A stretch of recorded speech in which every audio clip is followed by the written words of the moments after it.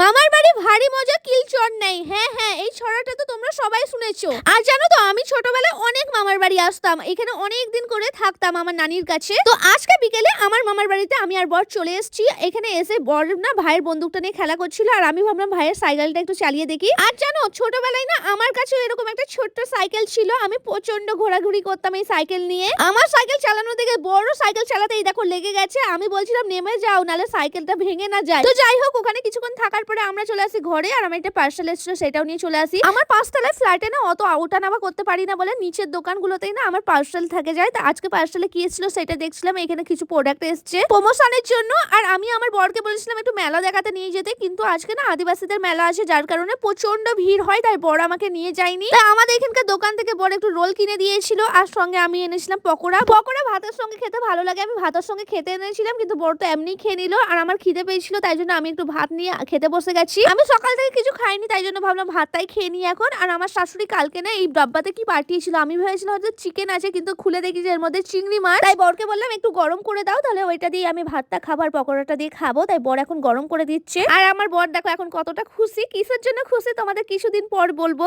আর এই দেখো এখন গরম হয়ে গেছে। তোমাদের বর কি এরকম তোমাদের হেল্প করে, কিছু খাবার এনে দেয়, জল এনে দেয়, এরকম কিছু করে দেয়? আমার বর কিন্তু সবকিছু আমার করে দেয়। এদিকে চিংড়িটা খেয়ে দেখলাম ভালোই হয়েছিল, আমার আবার চিংড়ি খেতে অনেকই ভালো লাগে।